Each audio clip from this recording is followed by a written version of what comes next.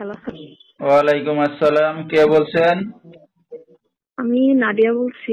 নাদিয়া, কেমন আছেন আপনি? ভালো আছেন নাদিয়া?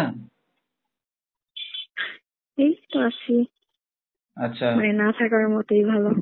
আচ্ছা, ঠিক আছে। তো নাদিয়া কোথা থেকে বলতেছেন? আপনার দেশের বাড়ি কোথায়? আমার দেশের বাড়ি হচ্ছে পাবনা, ব্যাস কাজবাজের জন্য আর কি ঢাকায় থাকি। আচ্ছা, ঠিক আছে। তো নাদিয়ার ফ্যামিলিতে কে কে আছে? বাবা মা ভাই বোন আছে কেউ?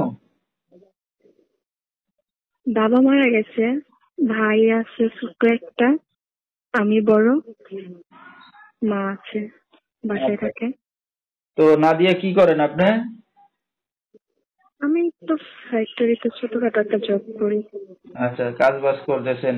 তো নাদিয়ার বিয়ে শাদী হয়েছে কিনা? হ্যাঁ হয়েছিল, তো সে আমার ফেলে রেখে চলে গেছে। একটা কতদিন বাচ্চা একা আছে আছেন ছোট, আপনি? কতদিন একা আছেন? 2 বছর। আচ্ছা, আপনার একটা সন্তানও আছে। ঠিক আছে। তো দর্শক, শুনতে থাকুন আজকে নাদিয়ার জীবনের গল্পগুলো ধৈর্য সহকারে। ফুল ভিডিওটি দেখলে মোবাইল নাম্বার পেয়ে যাবেন, সরাসরি যোগাযোগ করতে পারবেন নাদিয়ার সাথে। তো নাদিয়া, দেশের বাড়িতে জায়গা জমি সম্পত্তি আছে কিছু আপনাদের? ওরকম নাই, তাও তো যেটা ছিল যেটা বাড়ি সেটা আর কি বিক্রি করে দিছে। আচ্ছা, এখন নাই কিছুই? না এখন কিছু নাই। আচ্ছা, তো এখন যেখানে থাকেন বাসা ভাড়া নিয়ে থাকেন? জি, বাসা ভাড়া নিয়ে থাকি। আচ্ছা, আপনার বাবা কোথায় নাদিয়া? আমার বাবা তো নাই, মারা গেছে না ফেলে চলে গেছে? তো ফেলে চলে গেছে আমার মাকে অনেক আগেই। ও আচ্ছা। একটা বিয়ে করেছে। তো আপনার মা কোনো কাজ বাজ করে এখন? না, আমার মা তো বয়স হয়ে গেছে, কোনো কাজ করতে পারে না, তাকে আমাদের দেখতে হয়। আচ্ছা আচ্ছা, মানে সংসারের সম্পূর্ণ খরচ এখন আপনার দায়িত্বে? হ্যাঁ হ্যাঁ। আচ্ছা, তো আপনার ভাই তো ছোট বললেন না? হ্যাঁ অনেক ছোট। আচ্ছা। তো আপনাকে বিয়ে শাদীটা কে দিছিল? আপনি নিজে করছিলেন না বাবা মা দেখে শুনে দিছিল? বাবা মা দেখেই দিছিল, হয়তো ভাগ্য খারাপ তো তাই টিকে নেয় আর কি, চলে গেছে, নেশা টেশা করতো। আচ্ছা, তো এটা আগে থেকে বুঝতে পারেন নাই যে স্বামী ভালো না? বিয়ের আগেই বুঝতে পারেন নাই? না, সেটা আসলে কেউ জানতে পারেনি, আর বিয়ের পরে জানতে পারছে। আচ্ছা, ঠিক আছে। তো এখন স্বামী ছাড়া আছেন গত 2 বছর না? জি।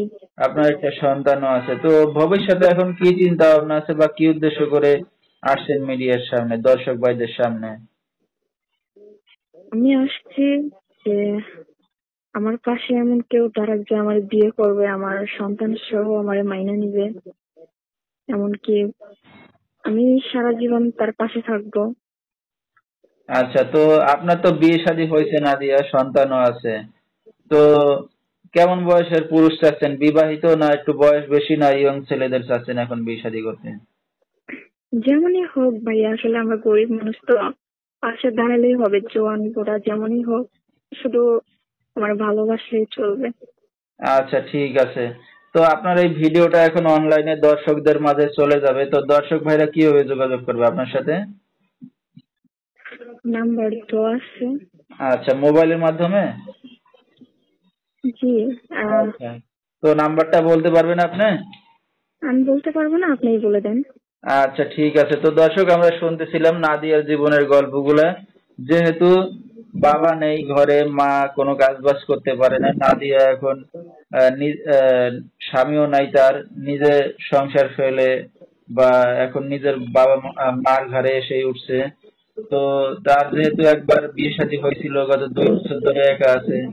এখন যদি কেউ তার পাশে এসে দাঁড়াতে চান বা দায়িত্ব নিতে চান বা বিয়ে শাদী করতে চান, সরাসরি এই নাম্বারে যোগাযোগ করলে নাদিয়াকে পেয়ে যাবেন।